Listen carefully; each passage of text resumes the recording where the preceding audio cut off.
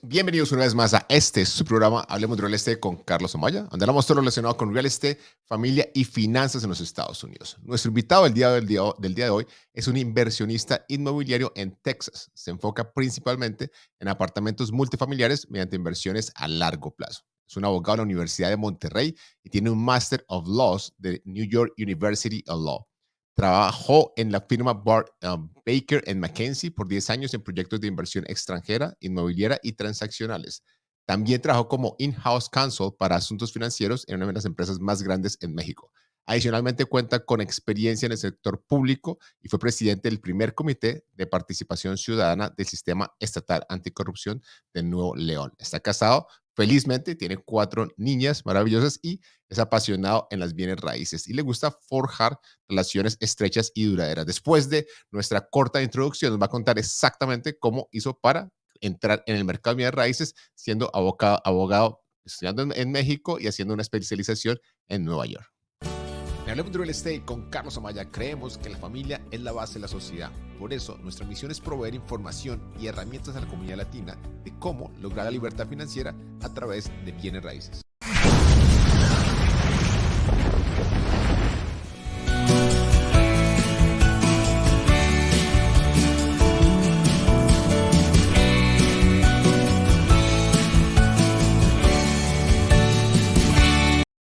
Para mí es un placer darle la bienvenida a nuestro invitado del día de hoy, Juan Carlos Gastelum.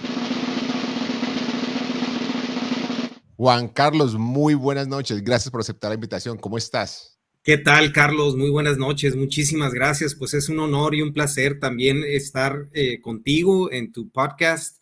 Te he escuchado y creo que has hecho un trabajo fantástico con este podcast y con toda la información que comunicas constantemente. Entonces, estoy muy honrado de estar aquí contigo.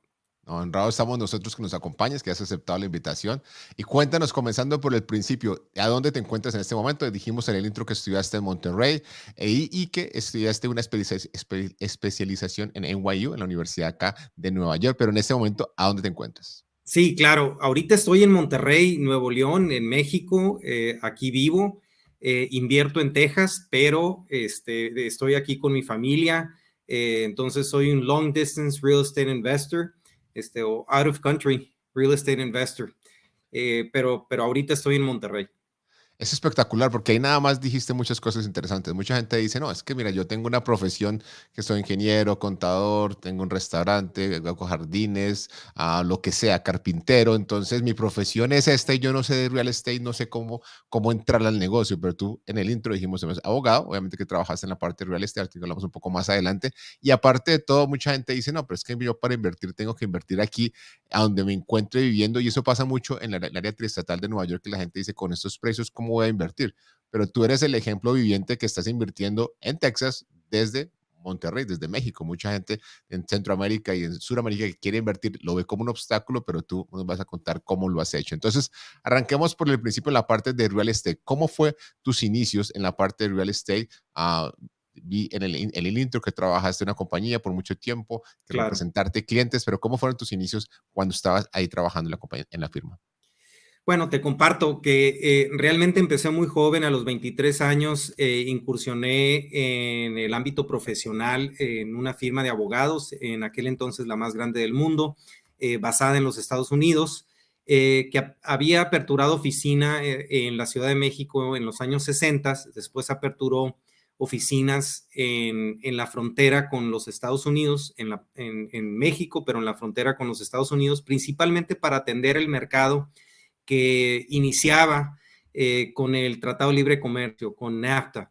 Entonces, en ese momento, el país, México, se preparaba para recibir muchísima inversión extranjera y bueno, con tantas empresas de manufactura bajo el programa de maquiladoras, quizás lo hayan escuchado, prácticamente las maquiladoras son empresas de manufacturas con inversión extranjera y que por supuesto pues requieren instalarse en parques industriales o en algunos sitios logísticos precisamente para poder fabricar sus productos y tener una exportación digamos, muy eficiente de nuevo a su mercado en meta, que en aquel entonces pues era principalmente los Estados Unidos. Entonces, en el mercado inmobiliario pues había desde adquisiciones, contratos de build to suit, contratos de arrendamiento.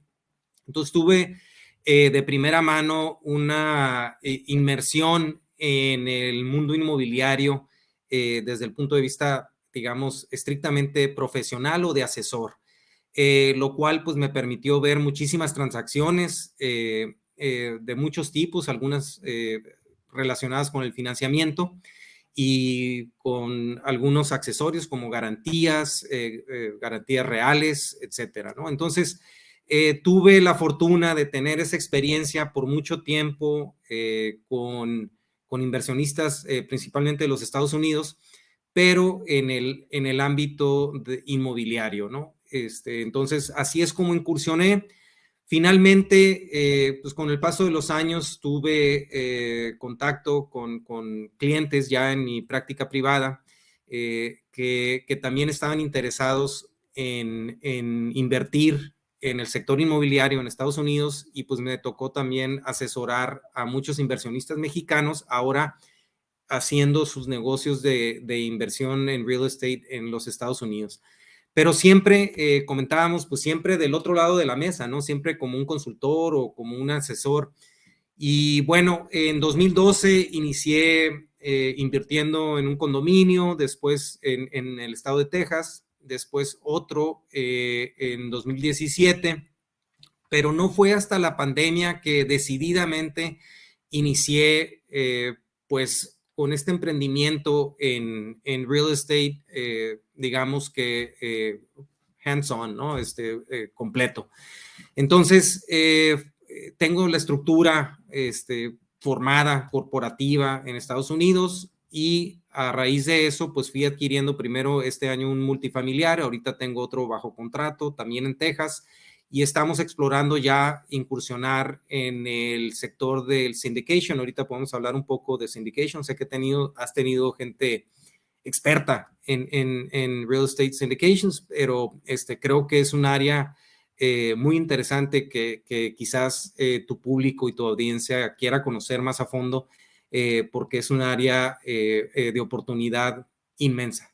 Espectacular, claro que sí, claro que sí. Me encantó la frase que dijiste, es más, que te comentaba fuera del aire que la utilicé en un podcast que estuvimos de invitados ayer con mi esposa, que estábamos y nos pasó a nosotros también que estuvimos mucho tiempo al otro lado de la mesa. Nosotros comenzamos como agentes de bienes raíces, representando a clientes que estaban vendiendo y comprando propiedades y pasaron muchos años para comenzar a invertir y esta persona que nos estaba entrevistando nos decía, pero es que eso sucede muy a menudo, que los profesionales, inclusive agentes de bienes raíces, personas que hacen los préstamos, inspectores, personas, abogados, no terminamos invirtiendo en la industria porque estamos al otro lado de la mesa, estamos viendo los toros desde la barrera. Pero quisiera preguntarte algo, ya que te tenemos acá y aprovechar a tu experiencia, una persona que nos esté viendo, que quiera invertir en los Estados Unidos, que esté en México, que esté en Colombia, que esté en Ecuador, ¿qué tan fácil es? Hay mucha gente que dice, bueno, es que de pronto la rentabilidad de nuestros países no es tan buena, la economía no es tan fuerte, no es tan sólida, estamos viendo una oleada en todo Sudamérica y Centroamérica, de pronto de una tendencia que va hacia la parte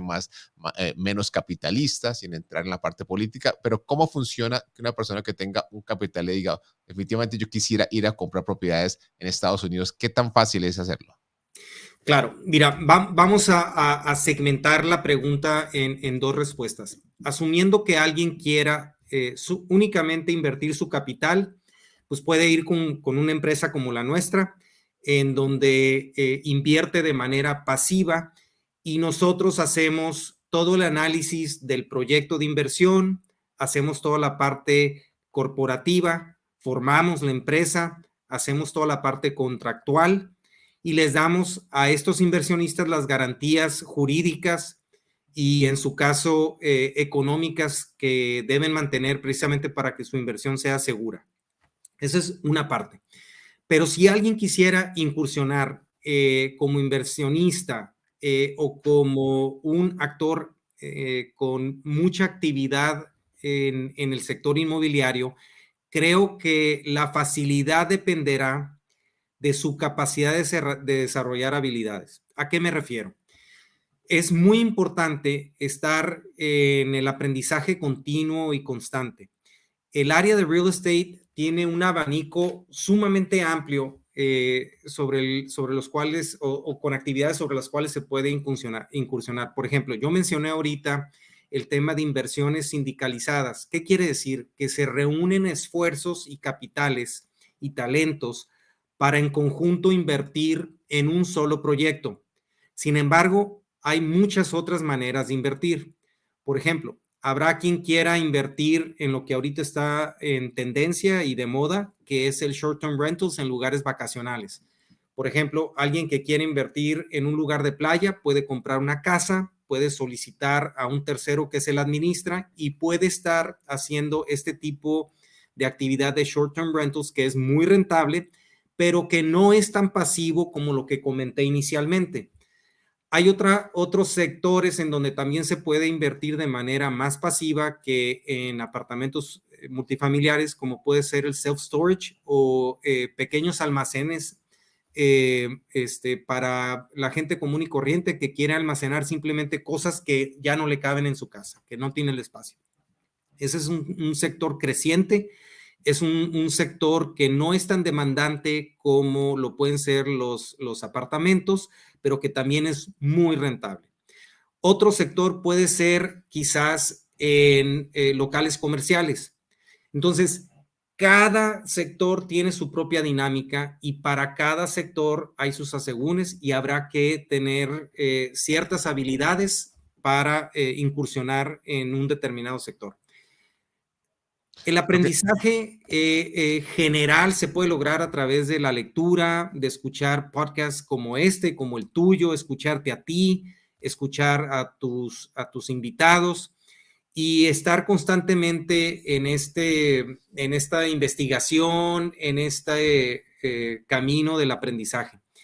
Entonces, es fácil, yo no diría fácil, pero se vuelve fácil en la medida en que el interesado o la interesada quiera aprender determinadas habilidades. totalmente de acuerdo. Definitivamente, cuando uno quiere invertir, tiene la primera inversión somos nosotros mismos y quiero preguntarte eso un poco más adelante con respecto a la educación, porque es diferente representar a un cliente, ver los toros desde la barrera, que poner ya el nombre de uno firmando en la línea y poner su capital. Entonces, ahí se tiene que especializar en una estrategia y poder desarrollar los proyectos que quiere desarrollar. La pregunta también era un poco más en la parte de qué tan fácil es desde el punto de vista legal. Mucha gente dice, no, es que si yo invierto en Estados Unidos y estoy en Sudamérica o Centroamérica, me toca después pagar muchos taxes y se me va la ganancia pagando muchos impuestos o no sé qué tipo de estructura legal conseguir. Obviamente que tú me contestaste la pregunta, hay oficinas como la tuya que se encarga de todo el papeleo y le quita ese dolor de cabeza a la persona para que la inversión sea mucho más fácil de hacer desde la parte monetaria. Obviamente que como cualquier tipo de inversión tiene su riesgo y el que no sabe lo que está metiendo, desafortunadamente puede terminar perdiendo el dinero que está invirtiendo. Claro, qué importante lo que mencionas. Mencionaste dos temas, la inversión con capital extranjero en los Estados Unidos y otro es el impacto fiscal de esa inversión. Vamos también a segmentar estos conceptos. Por una parte, los Estados Unidos realmente presenta un paraíso fiscal para la inversión en bienes raíces. ¿Por qué? Porque las leyes en los Estados Unidos están diseñadas para beneficiar al inversionista en bienes raíces. Por eso vemos, por ejemplo, a actores como Donald Trump, que es famoso por no revelar el pago de impuestos o pagar pocos impuestos, o vemos cómo los multibillonarios pagan pocos impuestos. Bueno, pagan pocos impuestos porque las leyes van encaminando ese tipo de actividades para generar empleos, para generar vivienda, para generar una riqueza económica en el país. Entonces, aparejados con esa inversión y riesgo, también vienen muchísimos beneficios. Y estos beneficios se traducen a incentivos fiscales. Esa es la parte, digamos, fiscal y los beneficios de invertir en Estados Unidos. Y podemos abundar más en algunos de esos beneficios, pero bueno, no se trata de que sea una clase de derecho fiscal o de contabilidad. Pero en la otra parte también es importante entender que cualquier extranjero puede invertir en Estados Unidos. Es decir, no está limitado. Vamos a suponer que un extranjero no puede conseguir una visa, pero lo puede hacer desde su país y lo hace creando una ficción corporativa que llamamos sociedad o llamamos compañía de responsabilidad limitada, por ejemplo. Y las más socorridas en el caso de real estate son las famosas sociedades de responsabilidad limitadas o Limited Liability Companies, LLCs. Y estas tienen la particularidad de servir dos propósitos. El primero, limitar la responsabilidad del inversionista respecto a la exposición que tiene a demandas. Es decir, su inversión es lo único que está en riesgo y su patrimonio personal deja de estar en riesgo al utilizar este tipo de compañías, de Limited Liability Companies. Ese es uno. Y otro es la parte fiscal. Las LLCs, para efectos fiscales, sobre todo si son de un solo propietario, pueden considerarse como compañías con la característica de pass-through. ¿Qué quiere decir? Quiere decir que los impuestos los puede pagar el dueño o la propia compañía según el dueño de la compañía lo decida. Y eso es optativo al momento de registrar la empresa con las autoridades fiscales en los Estados Unidos. Entonces, tiene muchísimas ventajas utilizar este velo corporativo para extranjeros para poder invertir en bienes raíces. Ahora bien, ¿qué sucede con los impuestos al momento de tener ciertos retornos o rentas sobre esa inversión? Si alguien está invirtiendo en Estados Unidos, probablemente quiera mantener su capital en los Estados Unidos y hacerlo crecer.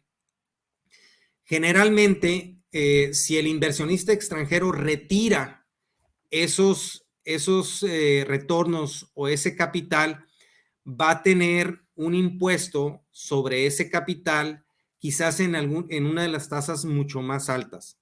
Entonces, lo recomendable es que haya una estrategia fiscal desde el inicio para poder proteger la inversión y no tener un alto impacto adverso a ese capital.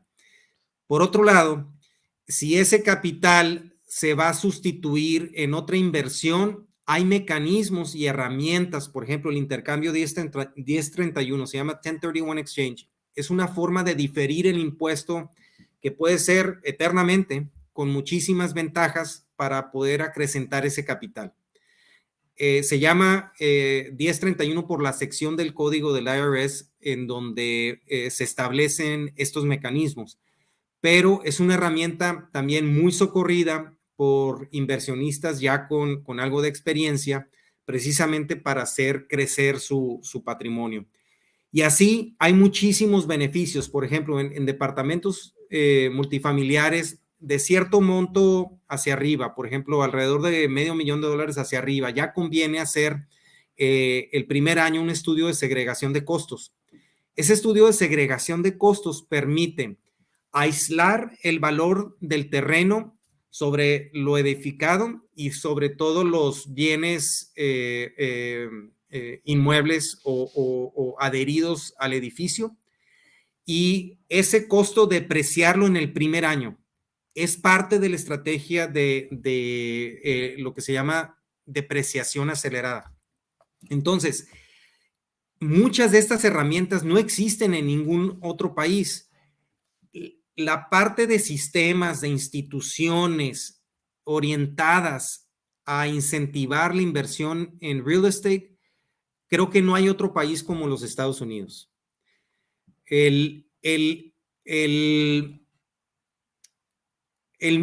La forma de financiamiento, hay alrededor de 3 o 4 países en el mundo que tienen los instrumentos financieros en real estate como los de Estados Unidos.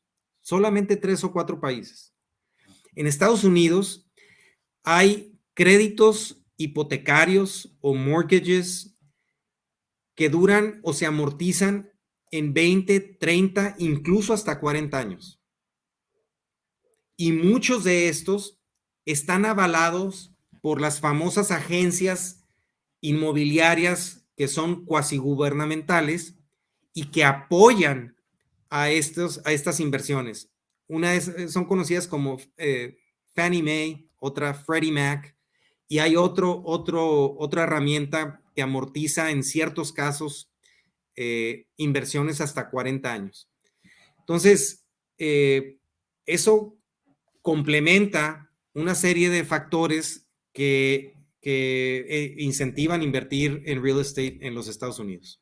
Existe una explicación espectacular. Cualquier persona que nos esté viendo, que tenga un poquito de conocimiento o le falte conocimiento con respecto a este tema, tiene que repetir esos últimos 5 o 7 minutos que dijiste, porque básicamente resumiste el libro de Robert Kiyosaki en 7 minutos, que dijo básicamente, tenemos que apalancarnos del sistema financiero, que fue lo que acabaste de mencionar, tenemos que legalmente utilizar el código de impuestos para pagar la menor cantidad de impuestos, que es lo que dice el ejemplo del expresidente Trump, y mencionaste varias de las herramientas que hemos hablado acá en el programa muchas veces, el 1031 Exchange, que tiene una limitante de tiempo y mencionaste la otra, que es la segregación, que de hecho en la primera vez que la escucho en español, siempre uno escucha el co-segregation, porque pues lo Claro. menciona acá, pero lo explicaste de una manera fantástica. Definitivamente que se nota que el que sabe, sabe. Y por eso estamos muy halagados y muy contentos de tenerte en el programa. Cuéntanos con respecto a tu primera inversión. Entonces tú dijiste que yo estoy al otro lado de la mesa, he representado a clientes, he visto que a clientes les ha ido muy bien, a otros no también, pero ¿cómo fue esa primera compra? ¿Cómo dijiste tú, ok, definitivamente me voy a botar al ruedo? Y cuéntanos cómo la compraste, qué tipo de financiamiento conseguiste, a dónde estaba, tú viviste en ella, fue literalmente solamente propiedad de inversión.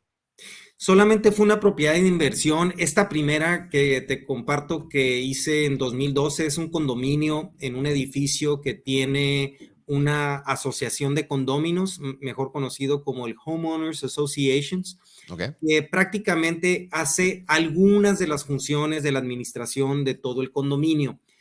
Este fue un seller finance porque me financió la propia Homeowners Association, se estaba deshaciendo de uno de los condominios, ya tenía un inquilino pagando renta. Entonces, la verdad fue un paso sumamente sencillo y, como dicen, no había mucho que pensar, es un no-brainer porque con $10,000 se hizo el down payment y esto pudo consolidar la adquisición y realmente fue un proceso muy transparente. Obviamente ese condominio pues fue creciendo en valor, se ha más que duplicado, ya está casi triplicándose de valor en 8 años, en 9 años, y ha sido una inversión muy rentable. Ahorita tengo un inquilino, es un señor, un caballero que es muy responsable. Entonces, ha sido, creo yo, una excelente inversión. Sin embargo, te puedo compartir también del primer multifamiliar, que fue un fourplex. Lo hice a través de, bueno, lo hice a través de los listados que están en línea, el MLS. Lo conseguí en este Multiple Listing Service. Hablé con la persona que lo estaba corriendo, la broker. Ella pues empezó a proporcionarme información, la típica información que hay que solicitar de inicio en cualquier inversión, pero particularmente en una inversión en apartamentos, es cómo están las rentas. Ese listado de las rentas se llama el rent roll. Hay que solicitar un rent roll. Otra parte de la información que hay que solicitar es el estado de resultados, ingresos y gastos. Es decir, aquí bueno, en Texas se le llama, en Estados Unidos se le llama el P&L, el Profit and Loss Statement. Y prácticamente es la radiografía completa de cómo se administra desde el punto de vista financiero una propiedad. Y va a traer ahí cuánto se paga de impuestos, cuánto se paga de seguro de la propiedad, cuánto se paga de servicios como agua, gas, el servicio de recolección de basura, el servicio de consumo de energía eléctrica y algunas otras cosas particulares de cada propiedad, como por ejemplo un sistema de monitoreo de cámaras, En fin, hay muchísimos elementos en cada propiedad que pudieran ser distintos o muy particulares en cada propiedad. Pero bueno, el P&L va a reflejar eso. Y entonces, lo primero que hay que hacer es analizar, basado en esa información, si me es rentable invertir en la propiedad o no. Así lo hice. Resultó que sí era una propiedad rentable. Yo estaba buscando una métrica financiera. Ahorita te comparto cuáles son las dos que yo veo particularmente para arrancar cualquier análisis, pero en este caso es el cash on cash return, es decir, es el retorno de efectivo sobre mi efectivo. Ahorita mencionaste un tema que a lo mejor se escuchó así como un término más de lo que se puede comentar en una conversación como esta, pero es, creo yo, de los más importantes en real estate. Mencionaste el apalancamiento o leverage. No me quiero salir mucho del tema, pero ahorita regresamos al leverage porque es de suma importancia. Claro que sí. Pero, antes de que sigas, quería hacer un par de comentarios. Sellers Financing, básicamente para las personas que no sepan, es cuando el dueño de la propiedad, en el caso tuyo fue la Homeowners Association, la asociación de dueños, te hizo el préstamo, pero también se utiliza y dependiendo del área en el país, que el dueño de casa lo hace. En la Florida pasa muy a menudo. Obviamente que en este mercado que estamos, que la gente está pagando de más por las propiedades, no está siendo tan usado porque los compradores no tienen la necesidad. Pero cuando tengamos la corrección que vamos a tener, va a volver a salir y conozco personas que se han dedicado exclusivamente a comprar propiedades con que el dueño le saca la financiación. Quería preguntarte antes de que sigas con la explicación, el Fourplex, el de 4 unidades, lo compraste en el MLS, ¿qué tipo de financiamiento utilizaste? ¿Sacaste un préstamo desde acá? ¿Tenías un préstamo o un dinero que traías? ¿Cómo fue para comprarlo? ¿Fue totalmente en efectivo? ¿Te apalancaste? Si estabas viviendo en el país o ya estabas desde afuera y pudiste conseguir el préstamo estando acá. Ok. Fui a ver la propiedad y el mismo día que la fui a ver físicamente, visitar la propiedad, fui con el operador hipotecario o el mortgage broker que me recomendó la real estate broker. ¿A ¿Por qué? dónde está ubicada la propiedad? Está en Edinburgh, Texas. Texas, ok, sí, continúa. Es la zona de McAllen, Edinburgh, Mission. Es como una zona de varias ciudades juntas en el Rio Grande Valley. Ok. Fui con el mortgage broker y empecé inmediatamente, me dio una tasa fabulosa, términos fabulosos, y me regresé con la impresión de términos. De ahí de su oficina salí con eso. O sea, lo hice en 3 horas. ¿Pero tú vivías acá en Estados Unidos o vivías ya en México? No, todo este tiempo he estado viviendo en México. Entonces todo el tiempo estaban viviendo en Sí, México. sí ¿Y viajé a ver la propiedad, sí hice eso. cuánto pusiste, cuánto te pedían de cuota inicial y qué tipo de información te requerían? Porque generalmente pues no sé, no reportas income taxes acá, no sé si tienes reporte de crédito acá. ¿Qué información te pidieron estando en México comprando acá? Bueno, yo sí reporto impuestos en Estados O Unidos tú sí, y ok. sí tengo credit record, y todas estas cosas se pueden ir, digamos, ajustando a las necesidades de cada quien. Por Claro. ejemplo, si alguien no tiene credit record, si alguien no tiene, si alguien no tiene Social Security, si alguien no reporta impuestos en Estados Unidos, esa persona puede empezar con la LLC, puede obtener un seller finance. Para esto ahorita les recomiendo un libro que es Cómo invertir sin dinero, ¿no? O sea, hay formas creativas también, pero para eso hay que desarrollar ciertas habilidades. ¿Cómo lo hice? Insisto, fui con el mortgage broker, me regresé ya a Monterrey con mis términos. Sin embargo, en el proceso de darle toda la información al mortgage broker, de repente me dice, oye, necesito tu declaración de impuestos del 2020, y faltaba una semana para el vencimiento del cierre. Se me acababa lo que le llaman el feasibility period, que es el tiempo que tienes para cerrar el negocio, cerrar la compra.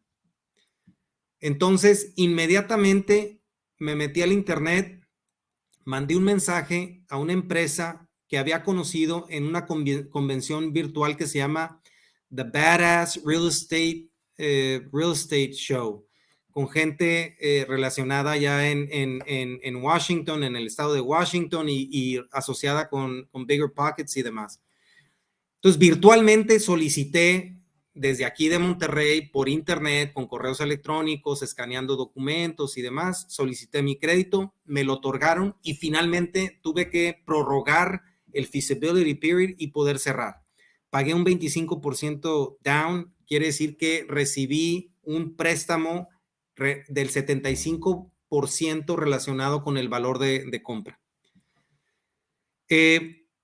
Todo esto lo hice, por supuesto, desde Monterrey. Sí he ido a ver la propiedad y sí estoy administrando la propiedad de manera remota, pero también para eso se pueden crear lo que le llaman el equipo principal, que son los contadores, es el broker, es el abogado, es un property manager, en fin. Sí es factible hacerlo de manera remota, pero hay que trabajar en crear el network, en crear las relaciones con proveedores de servicios, con gente capaz y estar constantemente, fortaleciendo esas relaciones para poder lograr tener esta actividad de manera remota. Una de las frases más que utilizamos más en el programa es que no te enamores de las propiedades, enamórate de los números. Y lo hemos mencionado muchas veces que cada uno debe tener una métrica. Tú dijiste que mi métrica era el cash and cash return. ¿Cuánto me está dando con respecto al dinero que yo puse? Hay otras métricas, hemos hablado aquí acerca del cap rate, acerca del cash flow y cada uno para los gustos, los colores. Hay gente que dice, mira, yo no invierto si el cash flow no es X cantidad de dineros por puerta, por ejemplo. Pero es importante saber cuál es la métrica de uno y especialmente en un mercado como el que nos encontramos hoy en día, que la gente se enloquece y se enamora de las propiedades y compra propiedades que al final del día les termina dando un cash flow o un ingreso residual negativo y terminan dándose cuenta que lo que compraron y están comprando inclusive pensando en apreciación y en muchos mercados ya estamos en la parte alta del mercado y pueda que nos suba a un punto en el que valga la pena. Entonces ya vamos que compraste un condominio, te lo financió la Home Association, compraste ya una propiedad multifamiliar de 4 unidades y después de ahí, ¿qué pasó? Bueno, ya he estado administrando esa propiedad. El cash on cash return esperado en esa propiedad era de 8%. Ahorita, con ciertos ajustes que logré hacer, ya está en 22%. Entonces, Wow. es una particularidad del real estate que te permite a ti como inversionista mejorar las condiciones y los rendimientos de ese activo. Situación que no se puede hacer con otro tipo de activos o otra clase de activos, como por ejemplo acciones, criptomonedas, metales, commodities. Esta es una clase de activos que permite apalancarse, que era lo importante, apalancarse, es decir, yo con un pequeño anticipo depósito puedo comprar una propiedad por un valor superior, 4 o 5 veces superior al dinero que tengo en caja, al dinero que tengo en mi cuenta. Y con ninguna otra clase de activos se puede lograr esto. Entonces es muy importante. Actualmente, ahorita tenemos un multifamiliar también en la zona de Edinburgh bajo contrato. Es un multifamiliar de 20 departamentos y estamos ahorita en el proceso del financiamiento y ya pronto estaremos cerrando esa propiedad. Para eso tendremos un tercero que administre la propiedad. Es una compañía profesional externa que se dedica a administrar la propiedad, ya la tenemos identificada y bueno, pues promete ser una inversión muy segura y una inversión bastante rentable para nuestros socios. Y bueno, sigo constantemente viendo otras propiedades. Ahorita estoy analizando, de hecho, el día de hoy estuve analizando ya una propiedad para hacer esto de syndication un poco más grande. Son 372 departamentos, también en el área de Edinburgh y en McAllen. Es un portafolio de 5 propiedades de un mismo dueño que los encontré, como se dice, driving for dollars, o sea, buscando áreas de oportunidad, haciendo un rastreo de información de manera, una ingeniería inversa, es decir, sacando quién es el dueño, esa empresa buscándola, contactando a los socios o accionistas, luego haciendo una cosa con unas herramientas para hacer skip tracing, que te dan los teléfonos, te dan los correos, lo contacté y resulta que está interesado en vender. Entonces, Si eso se materializa, pues es una forma de obtener un proyecto en lo que se llama off-market, es decir, lo opuesto a on-market o en el Multiple Listing Service.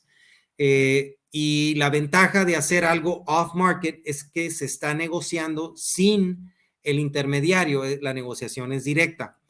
Y esto lo sabe el vendedor y sabe que no tiene que pagar comisiones. Y tú, habiendo estado en el mercado, pues sabes que se trabaja por comisiones. Como consultor, trabajas por fees.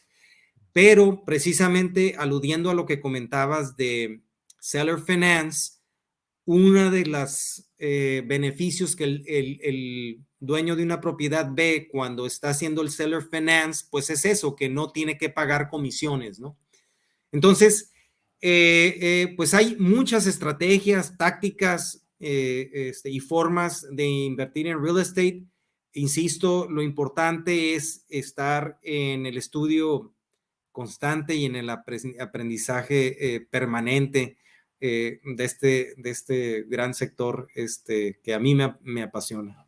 ¿No? Y se nota que te apasiona. Tuvimos un invitado recientemente, de hecho, de México, que vive en Los Ángeles, y dio una frase muy interesante que dice, la gente dice que no hay casas, las casas están ahí, que no hay casas, no, sí hay, las casas no se han movido, no se fueron, las casas están ahí. De momento no hay vendedores o no hemos encontrado al vendedor que esté vendiendo, que fue lo que tú hiciste. Una de las estrategias que hemos mencionado muchas veces, que es el Drive for Dollars, que ir allá y buscar y tocar puertas y contactar y hacer todo el trabajo que mucha gente no va a querer hacer por la cantidad porque pudiste haber hecho todo ese trabajo de días o semanas y al final del día encontrarte con una persona que dice, no, no vendo. Entonces perdiste el tiempo, entre comillas, pero fue una inversión porque pues si sigues haciéndolo, eventualmente vas a encontraste. Y algo muy interesante de las personas o cuando tenemos una transacción off-market, fuera del mercado, es que no estamos compitiendo. Hoy en día la competencia es la que nos está matando porque entre nosotros mismos los compradores estamos subiendo el precio de las propiedades y cuando encontramos una persona que está dispuesta desde el punto de vista de ellos, el gana-gana, no pagar la comisión, no tener que pagar de pronto una gran cantidad de dinero, negocia directamente contigo y tú te quitaste de encima toda la competencia que ni siquiera tuvo la oportunidad de ver ese deal porque nunca estuvo en el mercado, sino tú directamente lo terminaste comprando. Claro. Me gustaría que definitivamente pues tú manejas los términos en español mucho mejor que la gran mayoría de nosotros porque pues Gracias. lo manejas muy bien en la parte profesional.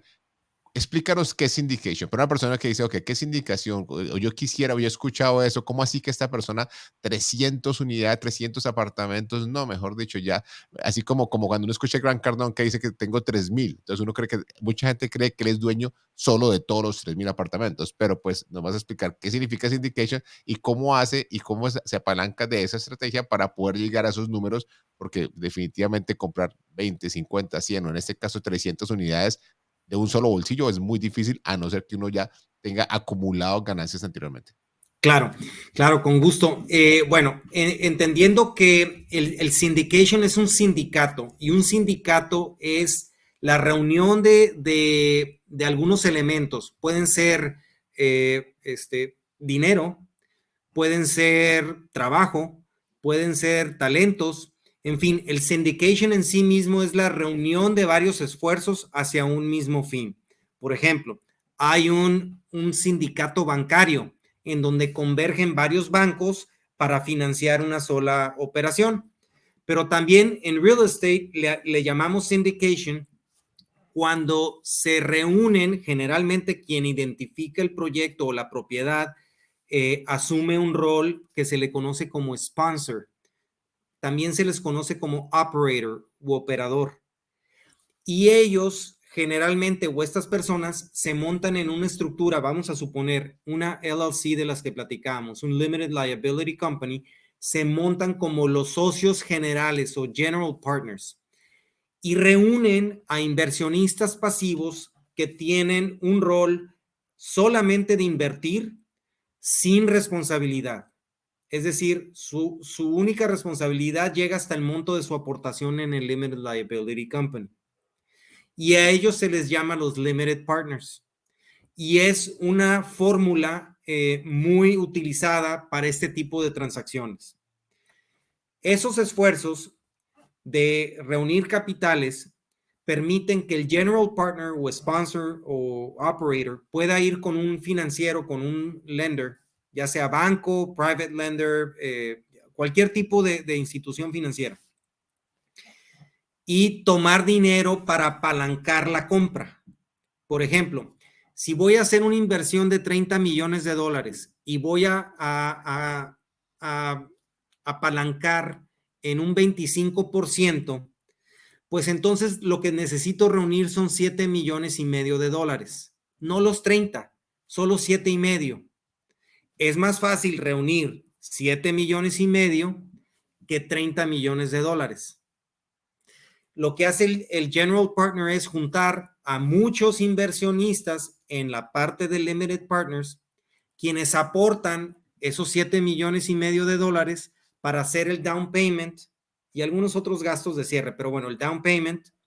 Y luego van con el banco y le dice, ya tengo esta inversión, identifiqué esta propiedad, así es como se comporta en sus finanzas esta propiedad, este es el desempeño con las rentas, etcétera. También tendrás que, como general partners, comprobar que esa inversión crecerá. Es decir, que los retornos pueden mejorarse por falta de atención del dueño actual, por alguna razón no están optimizando esos recursos. Probándole eso al banco, ese general partner obtiene el remanente para la compra.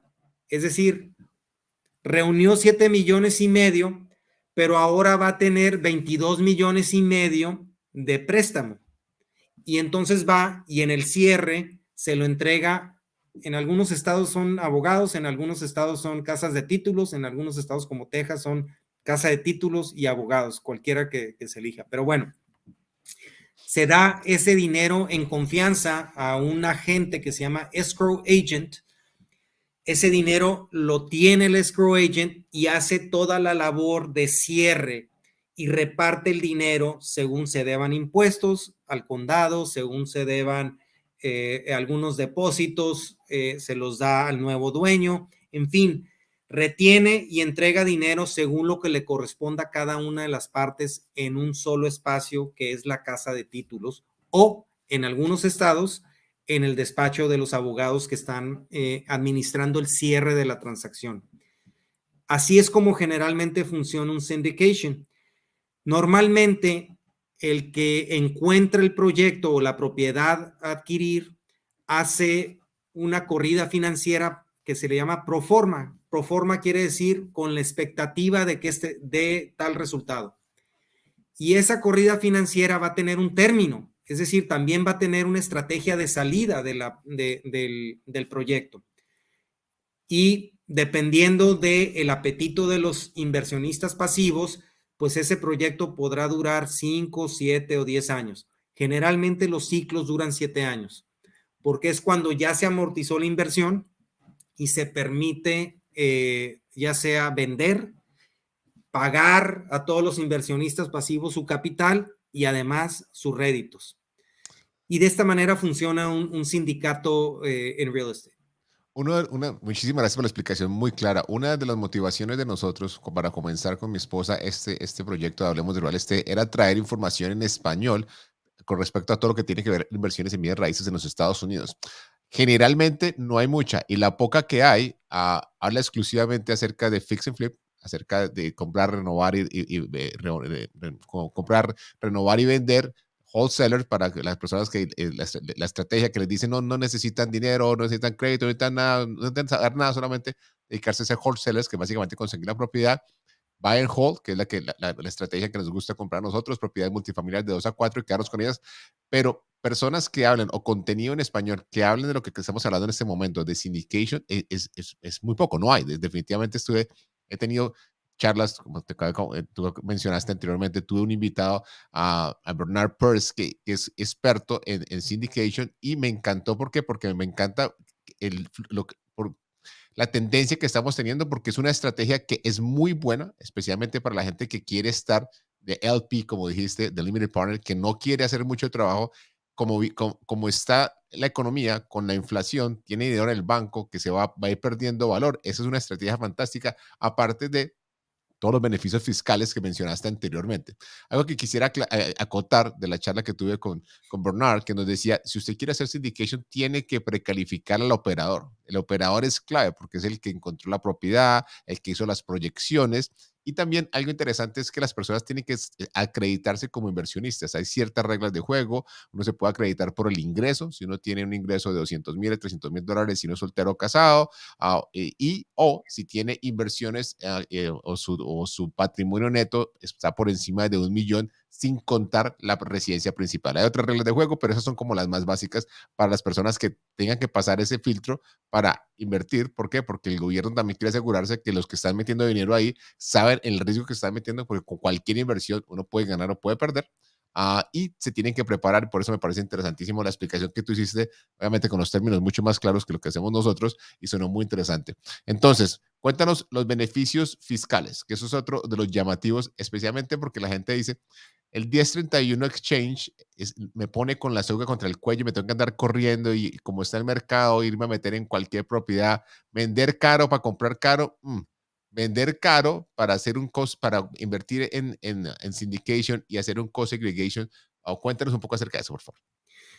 Bueno, sí, realmente no necesariamente para sacar el dinero se tiene que hacer un 1031 exchange. Se puede hacer un refinanciamiento de la propiedad, sacar el capital, y ese evento de sacar el capital no está grabado con el capital gains tax, con el impuesto sobre la ganancia de capital o el impuesto sobre la renta de la base gravable del capital de la utilidad obtenida. Eso es por un lado. Y después esperarse, por si se audita la operación, esperarse un tiempo, a lo mejor 6 meses, 12 meses, después de hacer el refinanciamiento, precisamente para hacer ya un intercambio 1031 con más calma. Pero bueno, esa es una de las estrategias. Otra de las que no se tienen que elegir o llevar a cabo, pero de las estrategias o de las más bien beneficios fiscales naturales son la forma de depreciar el inmueble. El Código Fiscal de Estados Unidos, del IRS, permite, en el caso de propiedades residenciales, permite depreciar un inmueble en 27.5 años. ¿Qué quiere decir? Que tengo una depreciación del 3.5 anual sobre la propiedad, excluyendo el terreno. ¿Por qué? La lógica detrás de la depreciación es que la tierra no se deprecia. Se deprecia, y la ficción es que se deprecia, la realidad es que tiene una plusvalía, pero se deprecia fiscalmente todo lo que se va deteriorando, el terreno no. Entonces, la depreciación natural es uno de los beneficios fiscales, pero además la ley es mucho más benévola y me dice, oye, inversionista, tienes otras posibilidades de acelerar la depreciación y tiene mecanismos de una depreciación acelerada. En algunos casos se les llama bonus depreciation, accelerated depreciation, bonus depreciation. Pero también hay una herramienta adicional que mencionábamos ahorita, que es un estudio de segregación de costos o un cost segregation study, que me permita analizar, y para esto hay que echar mano de gente experta en estos estudios. Tienen un costo dependiendo del valor de la propiedad y de sus dimensiones, pero una propiedad de 20 departamentos, por ejemplo, pues tendrá un costo a lo mejor de $3,500, $4,000. Pero el beneficio fiscal será todo lo que puedo depreciar en el primer año de todos los componentes que pueda acelerar. Llámese los sistemas de aire acondicionado, llámese algunas ventanas, persianas, etcétera, ¿no? Hay muchos componentes de la propiedad que se pueden acelerar en su depreciación. ¿Qué quiere decir esto? Que quizás el primer año en que invertimos en una propiedad, podríamos ser sujetos de que el gobierno nos mande un cheque. Lejos de pagar impuestos, el gobierno nos mandaría un cheque por esa depreciación acelerada. En ningún otro país se va a dar esa situación. Cuando menos, si está en la ley, no se da en la práctica. Y en Estados Unidos sí.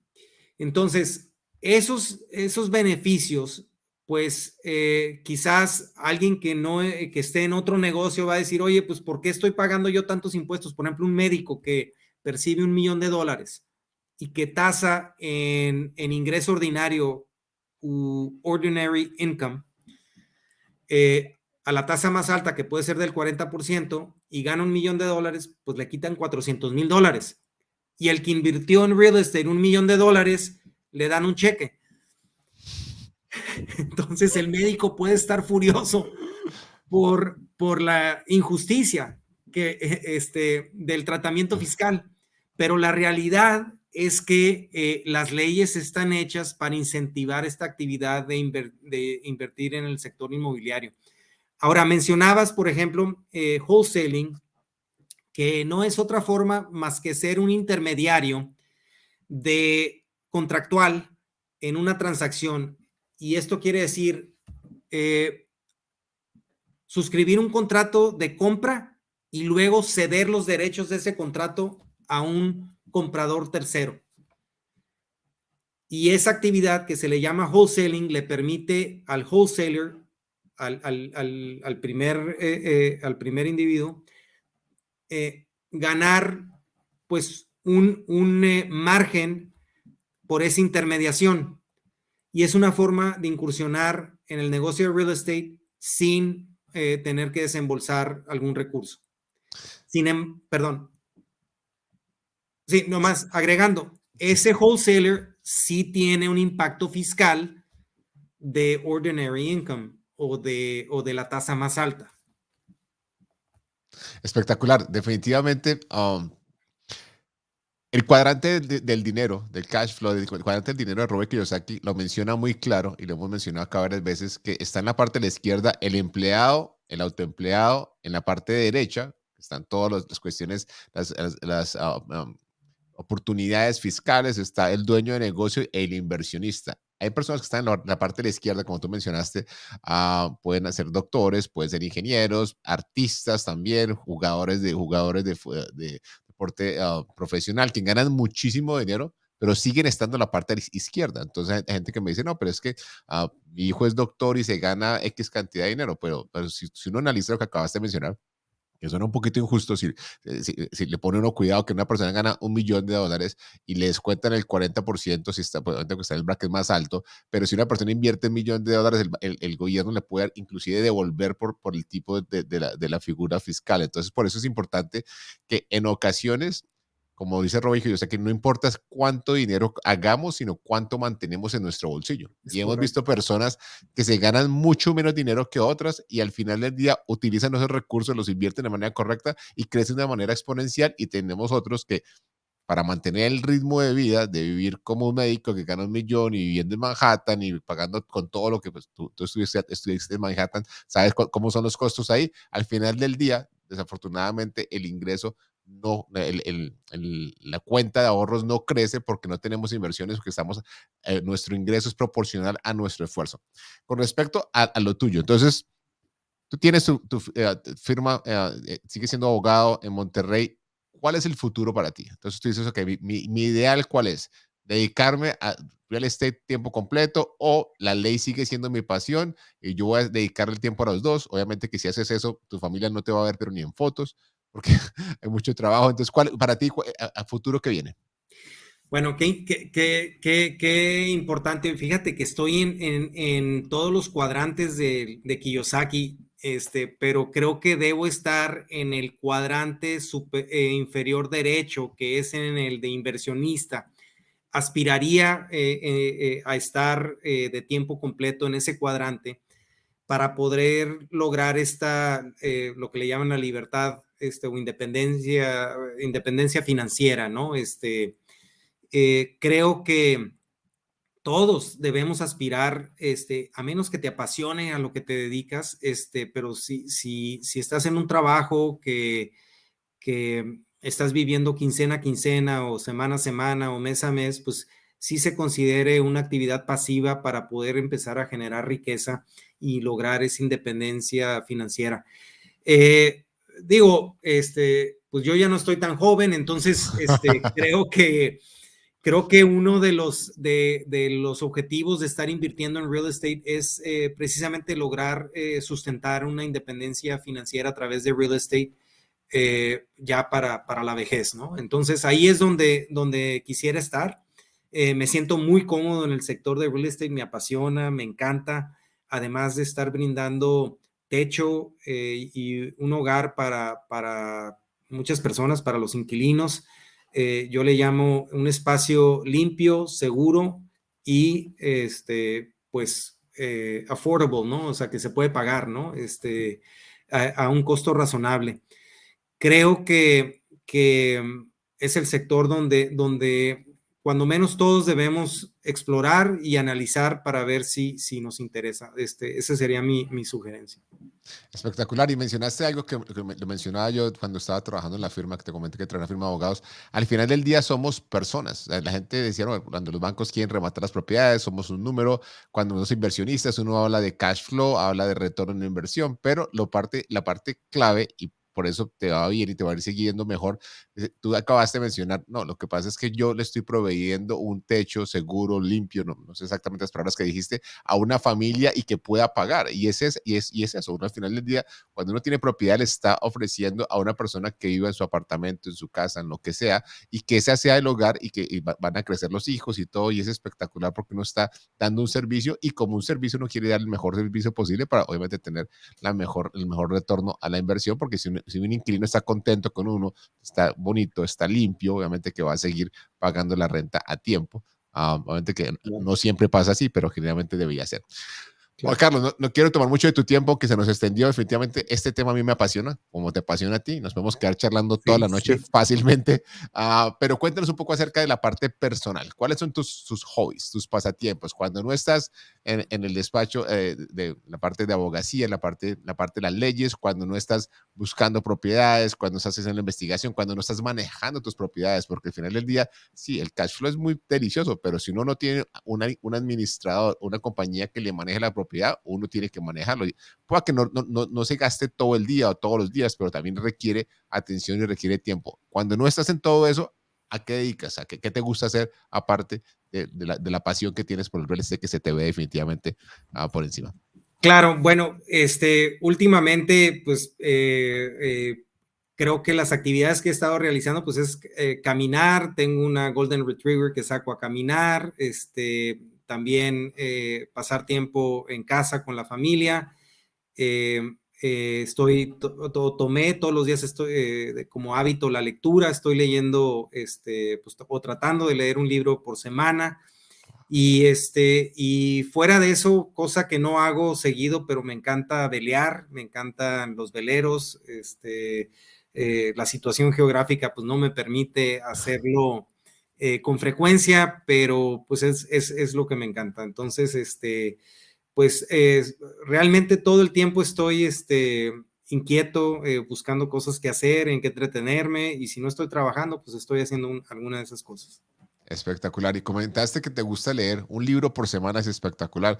Y hemos escuchado muchas veces que las personas que son exitosas, no solamente millonarias, exitosos en la vida, porque hay gente que puede ser millonaria de diferentes maneras, otros que acumulan riqueza en la parte financiera, son lectores, leen mucho. Entonces, ¿qué libro nos recomiendas? ¿Qué libro tú dices, Carlos? Definitivamente ese libro deberían ustedes leerlo. Bueno, tú mencionaste el básico, ¿no? El Padre Rico, Padre Pobre de Robert Kiyosaki, Rich Dad, Poor Dad, pero ese es universal, ¿no? Yo creo que para cualquiera. De los temas que mencionamos, para alguien que apenas está incursionando, quizás el de ABCs of Real Estate Investing de Ken McElroy, quizás el Low and No Money Down Real Estate Investing de Brandon Turner, que es para hacer estrategias creativas cuando no se tiene mucho dinero. Y mencionaste el tema de que era importante, que había mencionado Bernard, que por cierto lo vi y me gustó mucho el podcast. Este chavo, joven, pero muy exitoso y con una carrera impresionante. Mencionaste el tema de conocer a tu sponsor, conocer a tu operator. Y el libro para eso se llama The Hands-Off Investor de Brian Burke. Ese es el que recomendaría. Espectacular. Me uno a recomendar uno que estoy comenzando a leer que se llama The Tribe of Millionaires.